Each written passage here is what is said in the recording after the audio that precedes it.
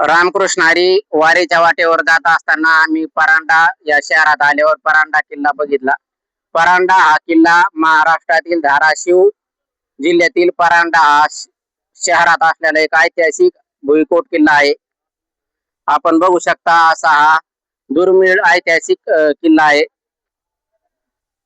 परांडा किल्ल्याची रचना 10 एकर पेक्षा जास्त परिसरात आहे.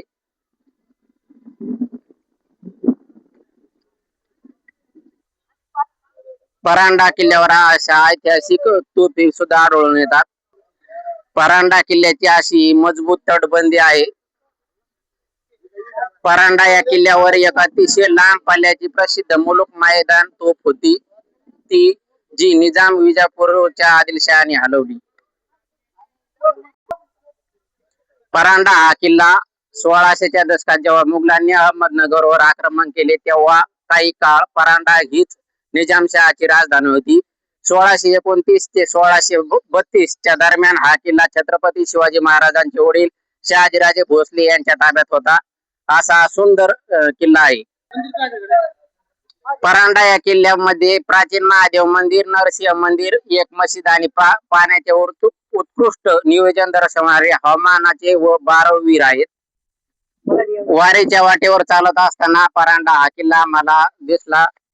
आम्ही सर्व वारकरी किल्ला बघण्यासाठी आलेलो आहेत. किल्ल्यावर अशा प्रत्येक ठिकाणी तोफी आढळून येतात जुन्या. परांडा हा किल्ला बहामनी सुलतानांचा वजीर महमूद गवानाने सुमारे 15व्या शतकाच्या उत्तरार्धात बांधला. इसवी सन 1599 मध्ये मुघल सैन्य अहमदनगरच्या निजाम शहराला हरवण्यात यशस्वी ठरले.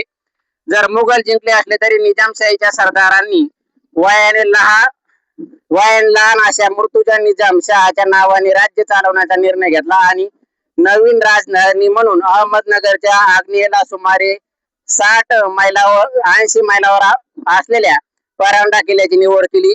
काही कालावधीसाठी परांडा राजधानी राहिली. इसवी सन 1629 ते 1632 च्या सुमारास हा किल्ला शिवाजी महाराजांचे वडील शहाजी महाराजांच्या ताब्यात होता. नंतर पुन्हा तो मुघलांकडे गेला आणि सरते शेवटी हैदराबादच्या निजामाकडे भारताला स्वातंत्र्य मिळेपर्यंत परांडा हा किल्ला होता. कल्याणीच्या चालुक्यांच्या काळात परिमंडा परांडा हा एक महत्वाचा परगणा होता. तेथील किल्ला हा 35 मीटर लांब व तेवढाच रुंद आहे. बहामनी राजवटीत मुहम्मद शहा बहामनीचा पंतप्रधान महदूद गवान याने तो बांधला. इसवी सन 1600च्या सुमारास हा किल्ला मोगलांच्या ताब्यात गेला. त्यानंतर 1629 साली शहाजीराजांनी तो ताब्यात घेतला व 2 वर्ष तो त्यांच्या ताब्यात होता. इसवी सन 1662 मध्ये तो विजापूरच्या आदिलशहाकडे गेला. त्यांच्याच मुरार नावाच्या सेनापतीने हा किल्ल्यातील प्रसिद्ध मुलुक मैदान तोफ 1632 साली विजापूर येथे नेली. असा हा ऐतिहासिक दृष्टी महत्वाचा किल्ला आहे परांडा. परांडा किल्ल्यावर असा हा ऐतिहासिक नजारा आहे. सर्व हिरवगार वातावरण झालेलं आहे. परांडा किल्ला खूप मोठा आहे. परांडा हा किल्ला खूप मजबूत आहे. अशा जागजाग्यावर जुन्या तोफी आढळून येतात. परांडा किल्ल्याची वैशिष्ट्य म्हणजे हा किल्ला लष्करी वास्तुकला आणि सैन्य अभियांत्रिकी वैशिष्ट्यासाठी प्रसिद्ध आहे. या किल्ल्यात प्रसिद्ध अशी मुलुक मैदानी तोफ होती. विजापूरच्या आदिलशहाच्या मुरार नावाच्या सरदाराने ही तोफ विजापूरला नेली. यासोबतच किल्ल्यात अजदा पैकर नावाची तोफ आहे. ती हीच तोफ आहे.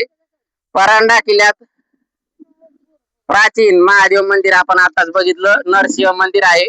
तसेच परांडा किल्ल्यातील 5 फूट उंच 6 हातांच्या गणेशाची मूर्ती देखील मूर्ती आगळीवेगळी आहे. त्या शेजारी आदिशेष तीर्थकारांच्या मूर्ती असून आज भग्नावस्थेत आहेत. किल्ल्यामध्ये अष्टकोनी आकाराची विहीर सुद्धा आहे, ती आपण आता बघणारच आहोत. परांडा किल्ल्यावर अशा कमानी आहेत आणि त्यामध्ये असे खाली धावा आहेत, जेणेकरून खालीून जर शत्रू जवळ आला तर वरून गरम तेल करून त्यावर टाकायचे. असं ऐतिहासिक परांडा किल्ल्यावर अष्टकोनी आकाराची सुंदर विहीर आहे. ती हीच विहीर आहे. आता ती भग्नावस्थेत आहे, पण सध्या दिसते आहे. परांडा हा किल्ला खूप मजबूत आहे आणि या किल्ल्या जवळून एक नदी सुद्धा वाहत आहे. आता सध्या आपल्याला त्या नदीचं नाव माहित नाही, पण असा हा मजबूत किल्ला आहे. परांडा किल्ला फिरत असताना आम्हाला ही अशी भयानक तोफ दिसलेली आहे. अशा परांडा किल्ल्यापासून आमची भगवान गड दिंडी पालखी सोहळा चाललेला आहे. छत्रपती शिवाजी महाराज की जय. निजामाला हरवून मुघलांनी सर्व निजामशाही हडप केली होती, परंतु शहाजी महाराजांनी, शिवाजी महाराजांचे वडील शहाजी महाराजांनी निजामाचा राजा मारला गेला होता, पण त्यांचा एक मुलगा मुर्तजा नावाचा लहान मुलगा जिवंत होता. त्याला गादीवर बसून 2 वर्ष ह्या परांड्यावर स्वराज्य